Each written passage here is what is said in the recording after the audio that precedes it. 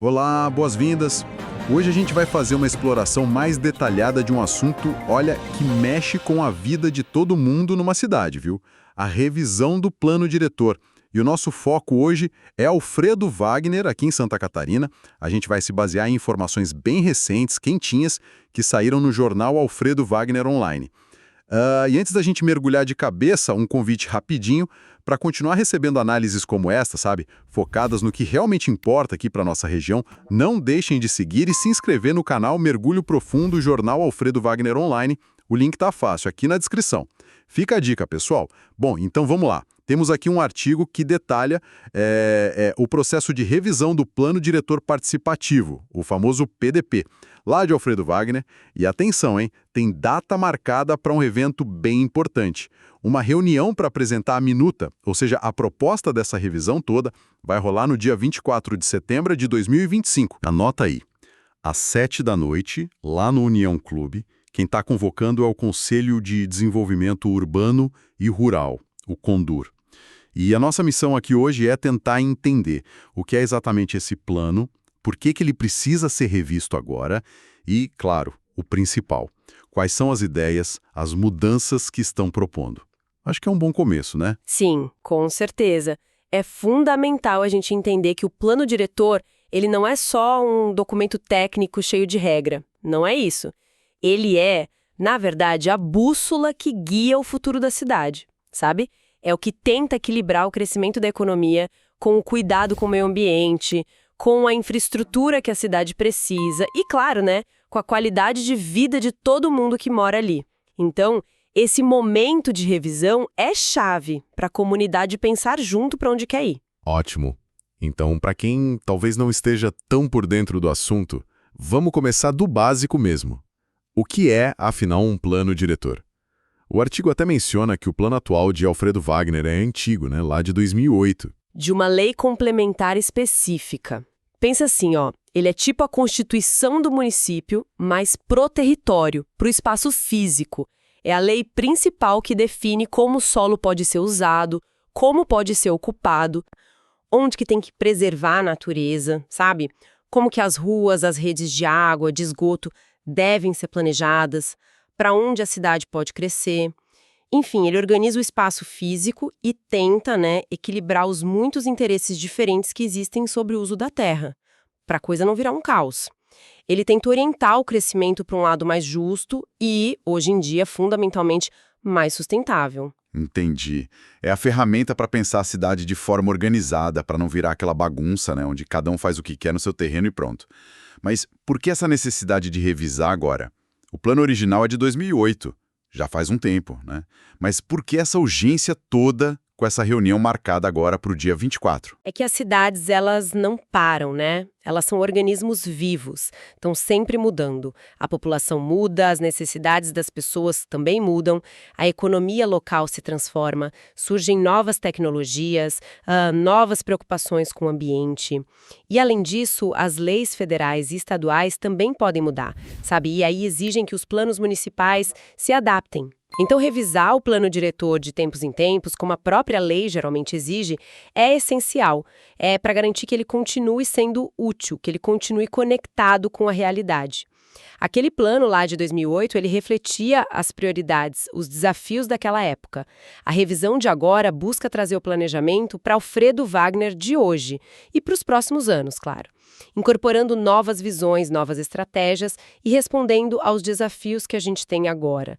É tipo um check-up, sabe? Para ajustar a rota do navio. Faz todo sentido. O mapa precisa ser atualizado para o território que a gente tem hoje. Não adianta usar mapa velho.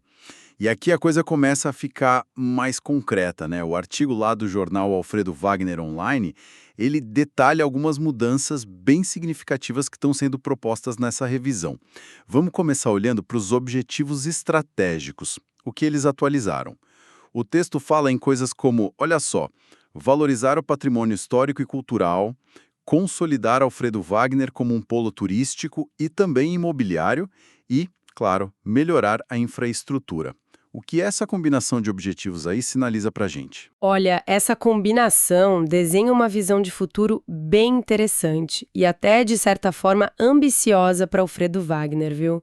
Não é só gerenciar o dia a dia ao presente, é projetar ativamente o que o município quer ser lá na frente.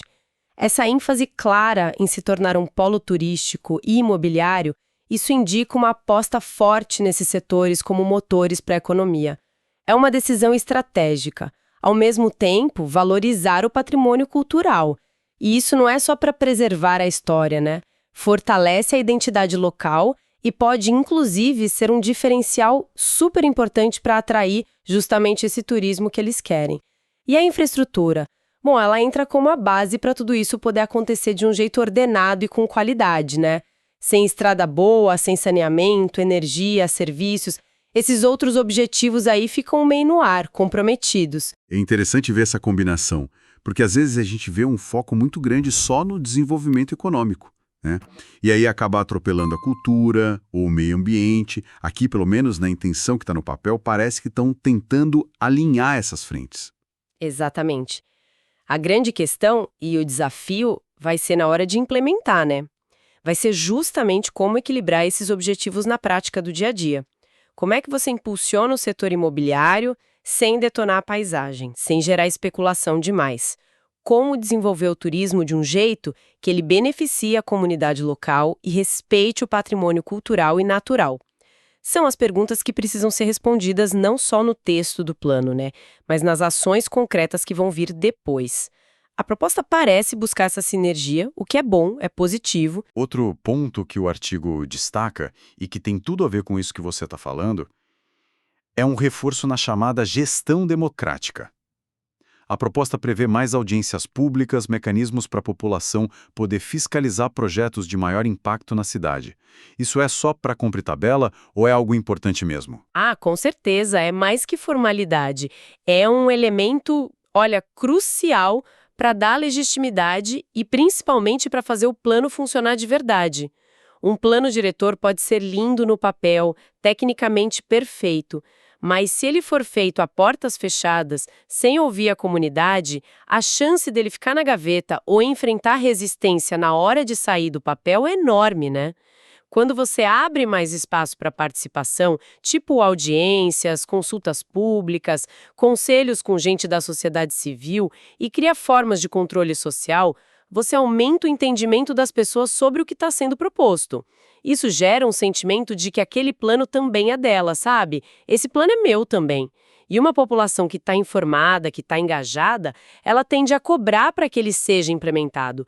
Então, fortalecer a gestão democrática não é só um ideal bonito, não. É estratégia inteligente para que o plano realmente mude a realidade para melhor. E parece que a sustentabilidade também ganhou mais peso nessa revisão, né?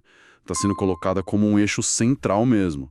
O artigo menciona diretrizes mais claras para preservar os recursos naturais, tipo água, solo, incentivar reflorestamento, promover educação ambiental nas escolas, na comunidade e até controlar o uso de agrotóxicos.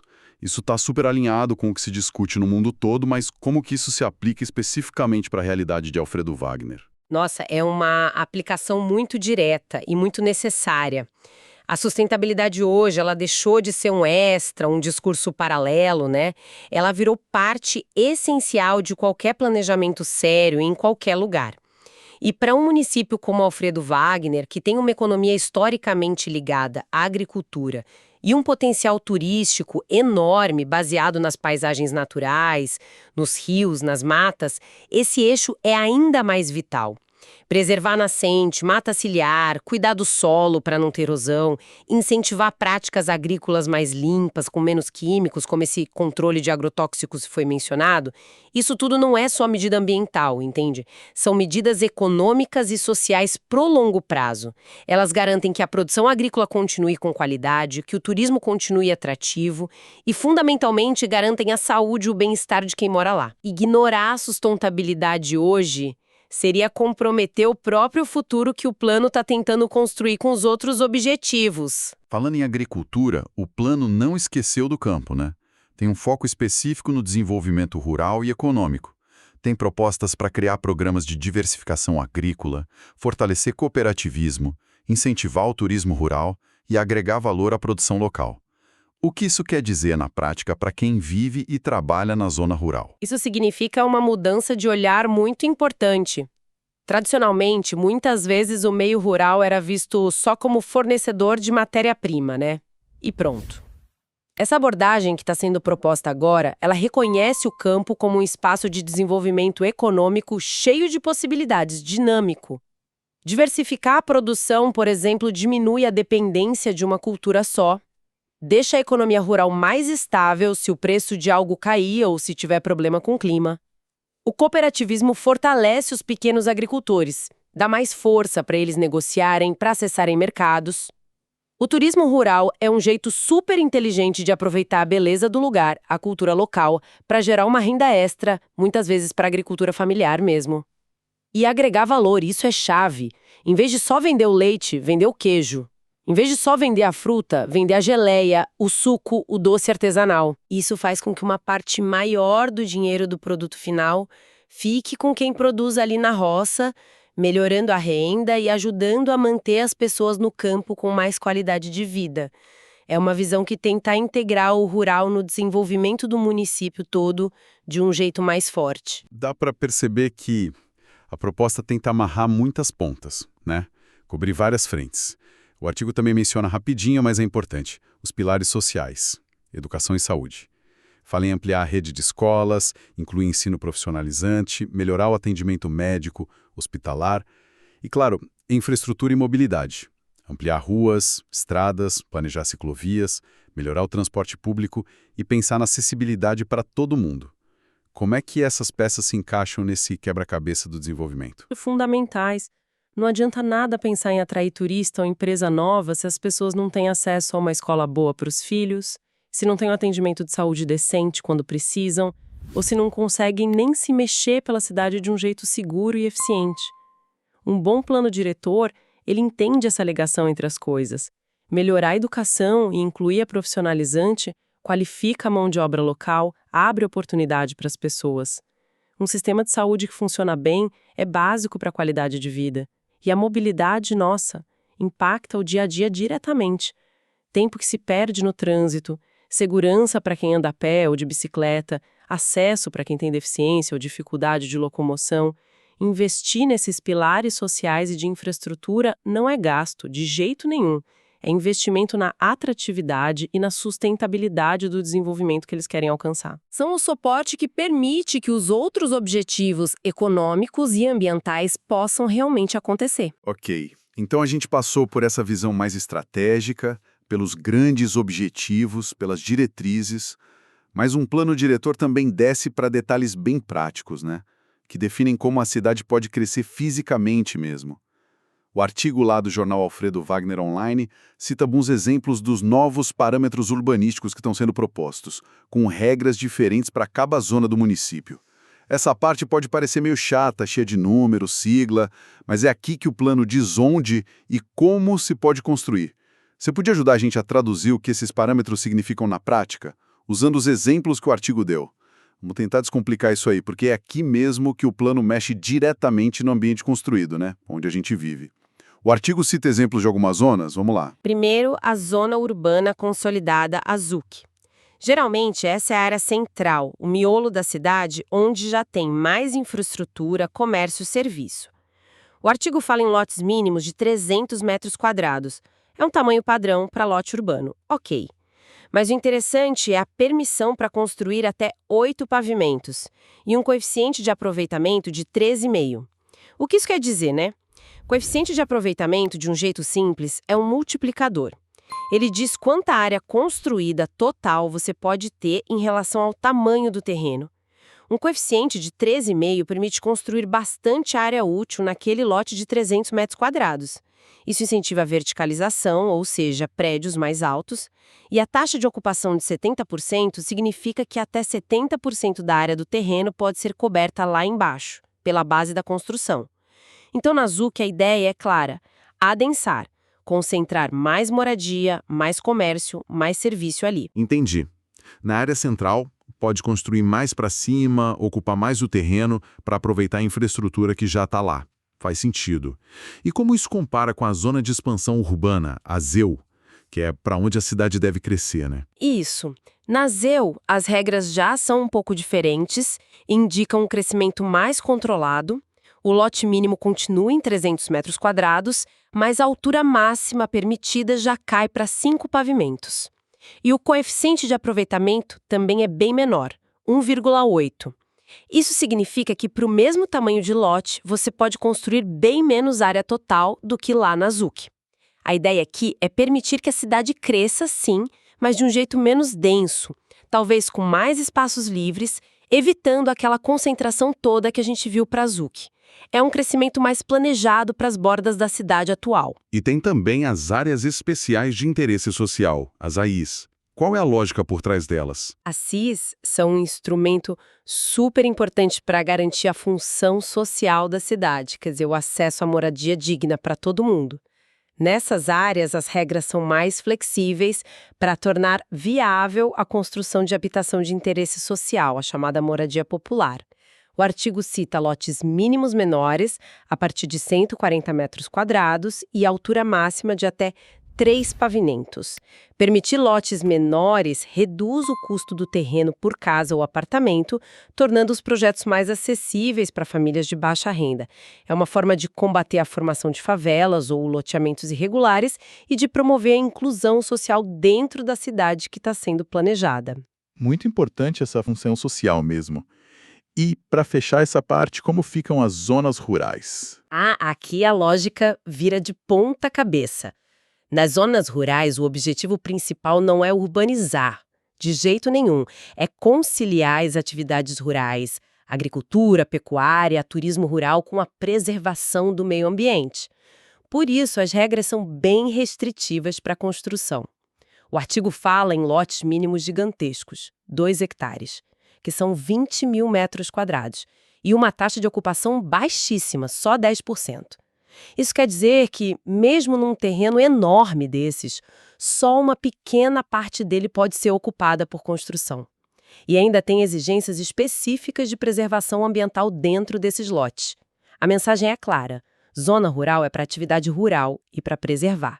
Não é para virar puxadinho da cidade. Nossa, essa comparação entre as zonas deixa bem claro como esses parâmetros, que pareciam só números soltos, na verdade definem jeitos de ocupar o espaço bem diferente para cada parte do município, né? Eles vão moldar a cara da paisagem urbana e rural de Alfredo Wagner nos próximos anos. Exatamente. Eles influenciam tudo, desde o preço da terra até o tipo de vizinhança que a gente vai ter, a necessidade de mais ou menos infraestrutura em cada lugar, a preservação de área verde. Por isso é tão importante que a comunidade entenda essas regras e participe dessa discussão sobre elas. Chegando então ao final da nossa análise aqui, fica bem evidente que essa revisão do plano diretor é um processo complexo pra caramba, mas fundamental. O artigo do jornal Alfredo Wagner Online deu pra gente uma boa visão geral do que está sendo proposto, e ele termina justamente reforçando esse chamado para a participação popular, lembrando de novo daquela reunião do dia 24 de setembro. Qual a mensagem final que fica disso tudo? Olha, a mensagem central é que esse é um momento chave de decisão coletiva para Alfredo Wagner. O plano diretor não é um documento que é só da prefeitura ou dos técnicos, entende? Ele pertence à comunidade porque ele vai impactar a vida de todo mundo ali. Entender as propostas, os objetivos de desenvolvimento, as diretrizes para a sustentabilidade, para a participação, as regras de construção que a gente acabou de discutir, isso é o primeiro passo. O segundo, e talvez o mais importante, é se envolver de verdade. É ir na reunião do dia 24, é ler a minuta quando ela estiver disponível, é dar opinião, fazer pergunta, debater com o vizinho, com o representante. É essa participação ativa que vai garantir que o plano final seja legítimo, sabe? Que ele realmente reflita o que a maioria quer e que, principalmente, ele tenha força para ser implementado e para fazer a diferença no futuro do município. Excelente. Exploramos então essa proposta de revisão do plano diretor de Alfredo Wagner com base nas informações que o jornal Alfredo Wagner Online trouxe pra gente. Vimos que vai muito além de regrinhas de construção, né? É uma tentativa de desenhar uma visão de futuro, buscando equilibrar crescimento econômico, cuidado com o ambiente, desenvolvimento social e, crucialmente, a participação de todo mundo nesse processo. A reunião do dia 24 é uma chance concreta para a comunidade se fazer ouvir. Exato. E fica uma reflexão no ar, né? principalmente para quem tem alguma ligação com Alfredo Wagner. Diante dessas propostas todas que a gente viu, desde a aposta no turismo até as regras para construir lá na área rural, que tipo de cidade e de campo estão sendo desenhados aí? Essa visão que está no papel, ela combina com os seus desejos para o futuro do município? E, pensando mais fundo ainda, como que cada cidadão pode ir além de só ir numa reunião e se tornar um agente ativo na construção e na fiscalização desse futuro coletivo no dia a dia mesmo. Uma ótima provocação para a gente encerrar e para quem quiser continuar acompanhando de perto temas relevantes como este, com informação local aprofundada, com análise, fica de novo o convite. Sigam o canal Mergulho Profundo, Jornal Alfredo Wagner Online. Estar bem informado sobre o que acontece aqui perto da gente faz toda a diferença. A gente agradece a atenção de todos nesta análise detalhada. Até a próxima.